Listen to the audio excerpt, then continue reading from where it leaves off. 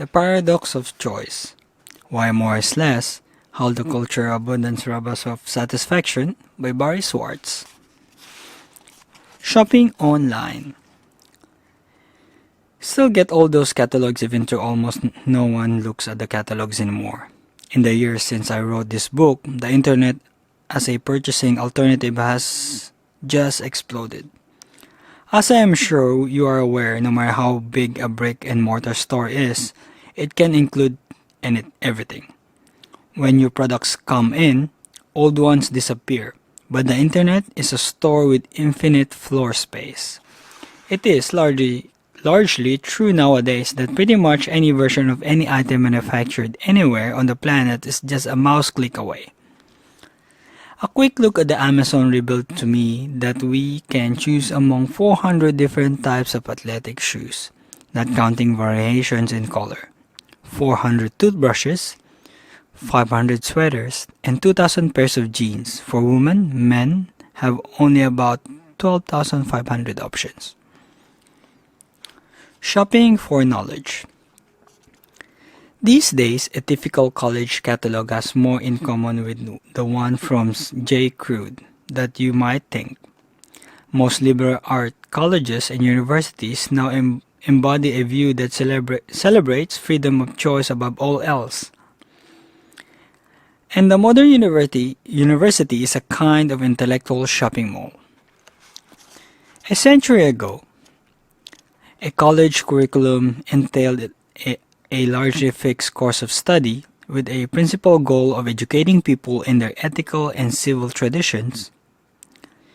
Education was not just about learning discipline. It was a way of raising citizens with common values and aspirations. Often the capstone of a college education was a course taught by the college president, a course that integrated various fields of knowledge to which students had been exposed.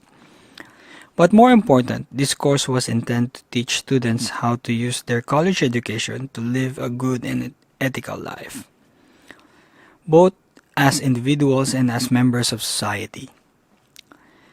This is no longer the case. Now there is no fixed curriculum, and no single course is required of all students. There is no attempt to teach people how they should live. For who is to say what a good life is? When I went to college 50 years ago, there were almost 2 years' worth of general education requirements that all students had to complete. We had some choices among courses that met those requirements, but they were rather narrow. Almost every department had a single freshman-level introductory course that prepared the students for more advanced work in the department. You could be fairly certain that if you ran into a fellow student you didn't know, that the two of you would have at least a year's worth of course in common to discuss. Today, the modern institution of higher learning offers a wide array of different goods and allows even encourages students, the customers, to shop around until they find what they like. Individual customers are free to purchase whatever bundles of knowledge they want. The university provides whatever its customers demand. In some rather prestigious institutions, this shopping mall view has been carried to an extreme. In the first few weeks of classes, students sample the merchandise. They go to a class, stay 10 minutes to see what the professor is like, then walk out, often in the middle of the professor's sentence. To try another class, students come and go in and out of classes just as browsers go in and out of stores in a mall. You got 10 minutes, the students seem to be saying, to show me what you've got. So give it your best shot. Students even describe themselves in the early days to each semester as shopping courses. About 30 years ago, somewhat dismayed that their students no longer shared enough common intellectual experience, the Harvard faculty revised its general education requirements from a core curriculum. Students now had to take at least one course in each of 7 different board areas of inquiry. Among those areas, there were a total about 220 courses from which to choose. For 8 cultures, foreign cultures had 32. Historical study had 44. Literature and arts had 58. Moral reasoning had 15, as did social analysis. Quantitative reasoning had 25, and science had 44. What were the odds that 2 random students would bump into each other who have courses in common?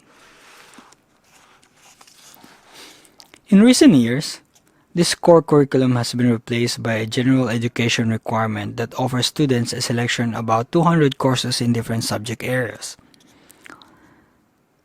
At the advanced end of the curriculum, Harvard offers about 40 majors. For students with interdisciplinary interest, these can be combined into almost endless array of joint majors.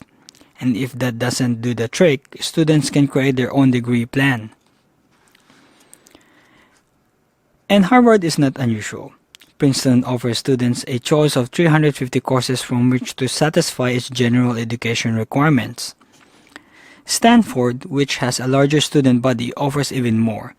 Even at my small school, Swartz College, with only 1,350 students, we offer about 120 courses to meet our version of the general education requirement, from which students must select 9.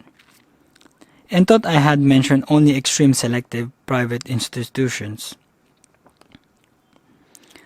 I don't think that the range of choices they offer is peculiar to them. Thus, at Penn State, for example, liberal arts students can choose from over 40 majors and from hundreds of courses intended to meet general education requirements. There are many benefits of these expanded education opportunities. The traditional values and traditional bodies of knowledge transmitted from teachers to students in the past were constraining and often myopic. Until very recently, important ideas reflecting the values, insight, and challenges of people from different traditions and cultures had been systematically excluded from the curriculum. The taste and interest of the idiosyncratic students had been stiffened and frustrated. In the modern university, each individual student is free to pursue almost any interest without having to be harnessed of what her intellectual ancestors thought was worth knowing. But this freedom may come at a price. Now students are required to make choices about education that may affect them for the rest of their lives. And they are forced to make these choices at a point in their intellectual development when they may lack the resource to make them intelligently. The paradox of choice. Why more is less? How the culture of abundance robs us of satisfaction. By Barry Schwartz.